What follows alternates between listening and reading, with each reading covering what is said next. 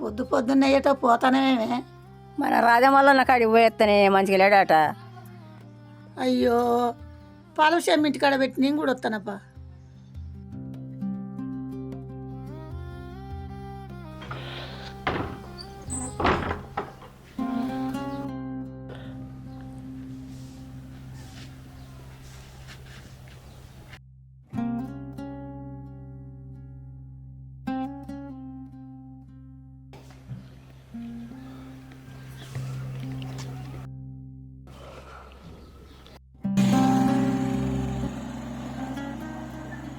వత్తా ఒట్టిదే పోతా ఒట్టిదే ఎందుకు ఇంత ఆశ.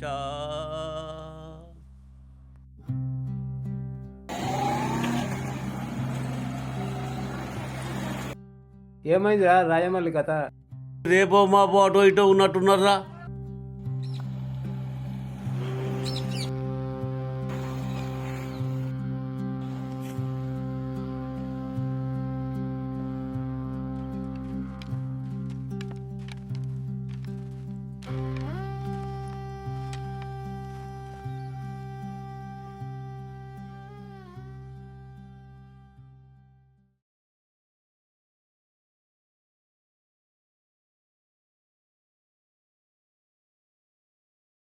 రాజమల్లన్న నీ మనవాడు వచ్చి ఇంకేందే?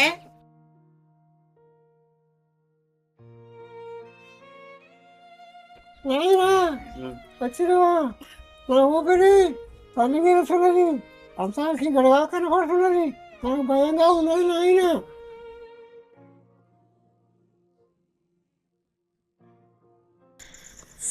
తాత, అంతా చీకటిగా ఉంది కదా, ఈ చీకట్లో నీకు భయం అనిపించదా తాత?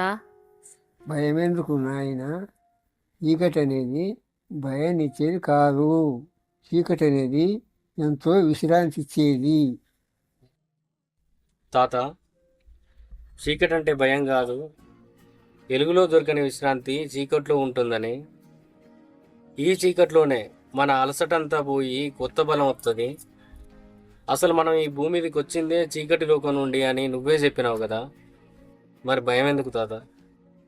నాయన, తావు నాకు భయంగా తోస్తుంది. నా భయాన్ని పోగొట్టి మృతదేవాన్ని ఒడిలోనికి పంపించిన ఆయన. తాత, మన ఊపిరిలో సావు బతుకు రెండు కలిసి ఉంటాయి. మనం ఊపిరి పీల్చుకున్నప్పుడల్లా కొద్దిగా బతుకుతాం, అదే ఊపిరి వదిలినప్పుడల్లా కొద్దిగా చస్తాం. అది మనం గుర్తుపెట్టుకోకుండా జీవితం దాన్ని ఎన్నటికీ మరవదు తాత. ఆ ఊపిరి నడిమిట్లని ఈ కొట్లాట, ప్రేమ, ఆశ, మమకారం అన్ని మధ్యలోనే జరిగిపోతుంటాయి. అన్నా ఎందుకే భయం? వచ్చేటప్పుడు ఏమన్నా పెట్టుబడి ముడుపులు పట్టుకొని వచ్చినామే? వట్టి చేతులనే వచ్చినావు, వట్టి చేతులనే పోతాను. దానికి ఏమైనా నష్టపోయేది ఉన్నదానే? ఏమీ లేదు. జననం సుఖదం, మరణం కరుణం. పుట్టినప్పుడు జీవితం అనేది సంతోషకరమైనది, మరి సావు భగవంతుని కరుణ, ఆయన దయతో కూడినది. మనం ఈ సావే లేని జీవులం అయిపోతే, అసలు ఈ సావు అనేది మనకు మొత్తానికే దూరం అయితే ఎంత భయంకరమైన పరిస్థితి. అసొంటి జీవితం ఎంత అందమైనదైనా సరైన సమయానికి సావు వస్తేనే అదృష్టవంతులు. అయినా మరణం అనేది గొప్ప ఊరటనిచ్చేదని, మనం ఎంత విశ్రాంతి స్థితిలో ఉన్నా సావు కంటే గొప్ప విశ్రాంతి వేరే ఉండదని చెప్పేవాడు కదా తాత. ఈ రాజమల్లుకు తులిచ తీర్థం అన్న పోయాలి, లేకపోతే ఈ పైసలన్న గడికి పోయాలి, అట్లనన్నా వెళ్ళిపోతాడో ఏమో. అవు రాజమ్మలు, ఎందుకయ్యా ఇంత ఇబ్బంది పడుతున్నావు? నీ పిల్లలు పెద్దోళ్ళు అయ్యారు కదా, ప్రయోజనం చేసినావు కదా, ఆ భగవంతుని కోరుకొని నీ మార్గానికి నువ్వు చూసుకోవయ్యా. తాత, వెనకటికి బాగా పైసలున్న ఒక ఆయన ఒక పెద్దిల్లు కట్టుకున్నాడు. ఆ ఇంటికి స్వామీజీని పిలిపించి ఆ ఇంటిల్ని పాద పూజలు చేసి స్వామీజీకి మంచిగా అన్నం పెట్టిండు, మంచిగా చూసుకున్నారు. ఇక స్వామీజీ తిరిగి వెళ్ళిపోయే సమయం అయింది. అప్పుడు ఆ ఇంటి యజమాని అతని భార్య స్వామీజీ పాదాలకు దండం పెట్టి మమ్మల్ని ఆశీర్వదించమని కోరింది. అప్పుడు ఆ స్వామీజీ చెయ్యి పైకెత్తి ముందుగా మీ నాన్నగారు మరణిస్తారు గాక, తర్వాత నువ్వు మరణిస్తావు గాక, ఆ తర్వాత నీ పిల్లలు మరణిస్తారు గాక అని ఆశీర్వదించిండు. అప్పుడు ఆ ఇంటి యజమానికి బాగా కోపం వచ్చింది. ఏంటి స్వామీజీ, మిమ్మల్ని మా ఇంటికి ఆహ్వానించినాం, మీకు మంచిగా భోజనం పెట్టినాం, ఆశీర్వదించమని అడిగితే మా నాన్నగారు ముందుగా మరణిస్తారు, ఆ తర్వాత నేను చనిపోతా, ఆ తర్వాత మా పిల్లలు చనిపోతారా అన్నారు. ఏంటి మీ దీవెన? ఈ దీవెననా శాపనార్థాల? అప్పుడు స్వామీజీ, నేను అన్న దాంట్లో తప్పేముంది? ముందుగా మీ నాన్నగారు మరణిస్తారు, మీ నాన్నగారు మరణించకముందు నువ్వు మరణిస్తే ఏమన్నా బాగుంటుందా? నువ్వు మరణించకముందు మీ పిల్లలు మరణిస్తే ఏమన్నా బాగుంటుందా? అస్సలు మంచిగా ఉండదు. నీ జీవిత చక్రం సహజ రీతిలో జరగాలనే నా దీవెన అని చెప్పాడు. కాబట్టి తాత, అలాంటి ఆశీర్వాదం ఆ భగవంతుడు ఇచ్చాడు తాత నీకు. మేమున్నాం. నీ జీవిత చక్రం సహజ రీతిలోనే జరుగుతుంది. నచికేతుడు మరణ భయం మనిషిని ఎందుకు పట్టుకుంది ప్రభు అని యమధర్మరాజుని అడిగినప్పుడు యమధర్మరాజు ఏమని చెప్పాడో గుర్తుందా? యమధర్మరాజు ఏమని చెప్పాడు? శీఘ్రంగా తెలుసుకున్నామని భయపడతాడు, తక్కువగా తెలుసుకున్నామని భయం దాటి నిలబడతాడు.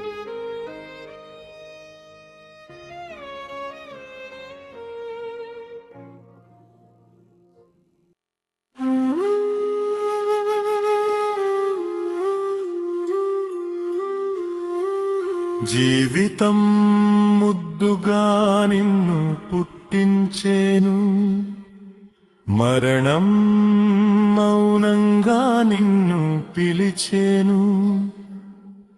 ఒకటి శ్వాసను నేర్పింది,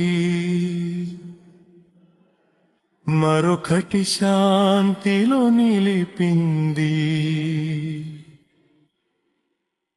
జీవితం రగిలే దీపం, మరణం ఆ దీపపు ధూపం. మరణం ఇది చివర కాదు జీవితం, అది మొదలు కాదు మరణం. భూమి పిలుపు నీవు వచ్చిందే మట్టి నుండి జీవితం.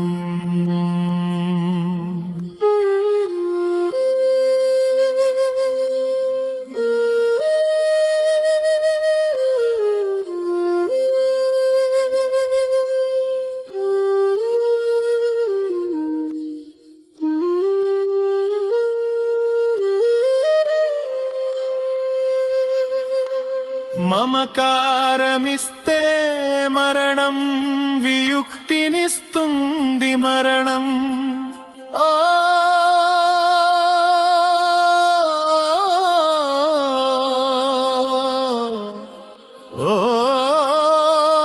దయ దుఃఖాలకి భయాలకి చివర మరణం.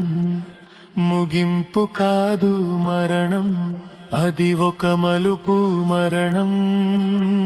చీకటి కాదు మరణం, అదృశ్య జ్యోతి. మరణం దెయ్యం కాదు మరణం, దివ్య సత్యం.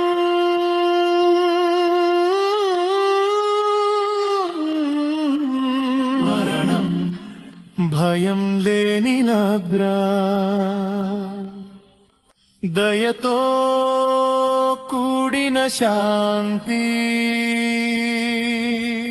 వదిలేది శరీరం, ఆశలు లేని, శ్వాసలు లేని, ప్రేమ కలగని, బంధాలు ఉండని, భయాలు లేని, బాధలు లేని ఉన్నతమైన స్థితి ఏదైతే ఉందో అదే శాంతి రూపం, అదే మన నిజస్వరూపం, అదే అనంతం, శూన్యం.